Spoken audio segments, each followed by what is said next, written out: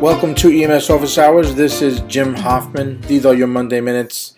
Today we're going to go ahead and we're going to continue on with the chest trauma or thoracic trauma, and we're going to go part 2 today and talk about the things that traumatically can affect the chest and lungs when it comes to circulation. Okay, of course, before I get into this, I always like to say why this stuff is important and to kind of just remind you that it's not just for exams. This is key stuff, yes, to help you pass exams, to help you recall things quickly, but it's also designed to build your knowledge base because my hope is that if something in here is not ringing true to you or something you need more clarification on, that you're going to go ahead and crack open your textbook, use some sort of online resource or app or whatever you're comfortable with, and review that information a little bit deeper, and then of course help you build your knowledge and master that content. And that's going to of course help you make better clinical decisions on the field, write better reports, and then interact with other healthcare providers, doctors, nurses, or even your partner or other EMS professionals, and paramedics and EMTs. So last time I did this, guys, I did talk about chest injuries and the percentages of deaths and all, and talk about 20% of all traumatic deaths come from chest injuries. And now we're talking about the injuries that can interfere with circulation, traumatic injuries. We're talking about things like a hemothorax, where that's blood collecting in the pleural space.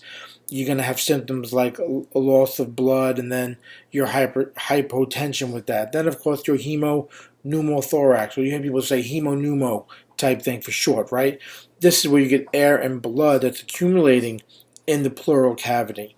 And then you have your myocardial contusion. This is that electrical things, you can start having electrical issues, VFib, VTAC, things like that.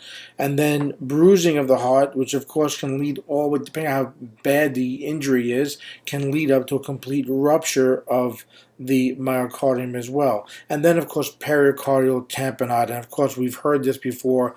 This is a big thing you'll see on exams, big thing that instructors kind of hammer home. And this is where blood, maybe 200 milliliters, up to 200 milliliters, are going to fill that space between the heart and the lining of the heart. All right, the heart then is compressed, can't expand to receive blood, and then the cardiac output becomes decreased. The patient becomes hypotensive. Now, a few other things to note as well. Other injuries directly related to circulation in the heart are things like a myocardial rupture.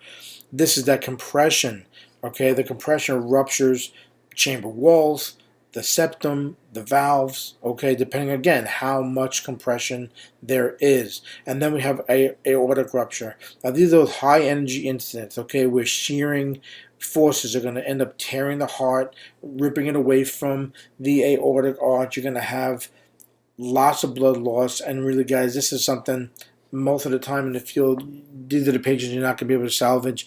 80 to 90% of these are fatal.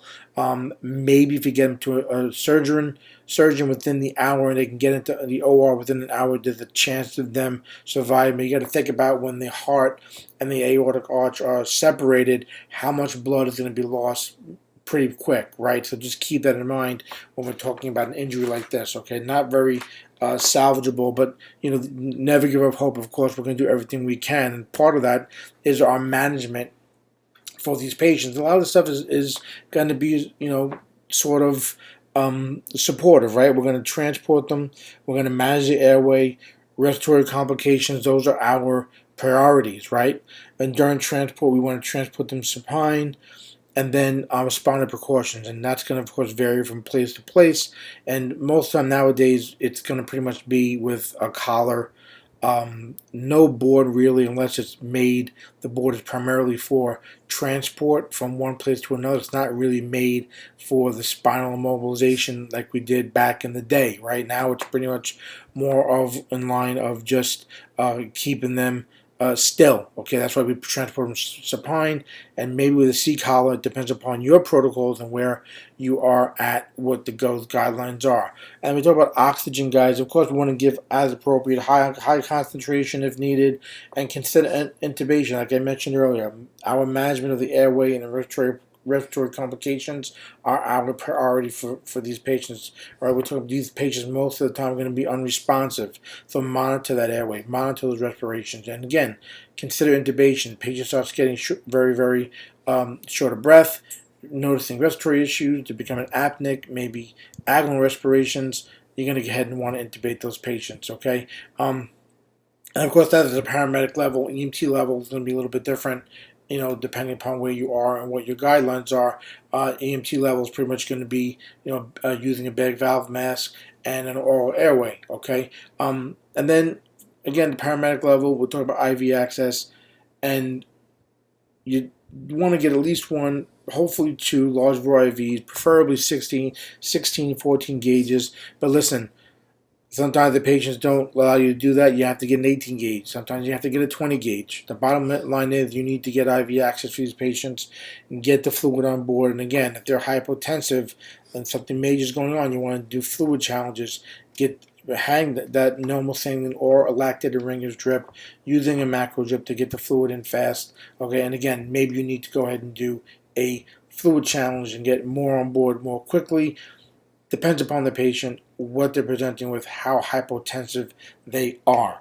Okay, and this, of course, guys, you want to do all this stuff en route to the hospital. You don't want to be sitting on scene, starting IVs, okay, intubating patients. You want to start getting them moving because the surgeon at the hospital is what they're going to need more than anything. So let's just get them to the appropriate facility so we can get that going. Okay, so guys, I hope some of this key stuff really is helping you, giving you some insight on some of the treatment and procedures that are out there, and also knowing the key elements when you're taking your test and you're sitting for your exam. Some of this stuff is going to ring true to you and help you go ahead and find right answers much more easily and focus on what the question's asking. Now, want some more help? I've got a membership here at turbomedic.com.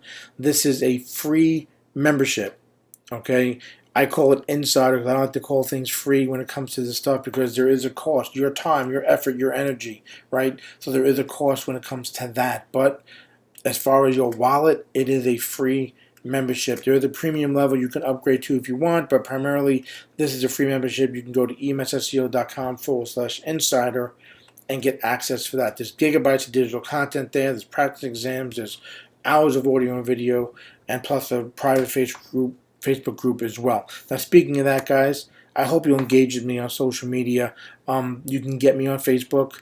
The main page on Facebook is facebook.com/EMS Professional, and I'm on Twitter and Instagram, both of those at EMS Safe for both of those platforms as well. I do a little something different on each one, so I hope you join me on any of those platforms and see what I'm up to, and we can follow each other and be social together. I like that social media stuff. So, guys, that's it for me. Any questions, comments, concerns, please send them over to me. It's contact@emsofficehours.com. You can always send me your minutes, something you want to see here on the show, something you want to see me go ahead and do a presentation on. Go ahead and send me those suggestions as well. And, of course, don't forget, go to emsofficehours.com. Check out the past episodes, the podcast, and other content there on that blog as well. So that's going to be it for me, guys. Next week, we are going to be starting on head and spinal trauma. It's kind of a big section, so my hope and my plan is I'm going to really break it down into nice, small chunks, probably less than 5 minutes. We're going to talk about maxillofacial injuries, then we're going to talk about ear, eye, and dental stuff, then kind of focus a little bit more on things like just the eye or just the ear, okay, kind of breaking it down. So we'll see what we can do, how it goes, and how many minutes we can get those into. I want to try to keep it down, like I said, 5-6 minutes, because it's going to be a bigger segment of the series, so I want to break it down. Maybe it might be more of a 4 or 5 part kind of sub-series into the bigger Monday Minutes. So that's it, guys. As always, I am Jim Hoffman from EMS Office Hours on the Monday Minutes. Stay safe.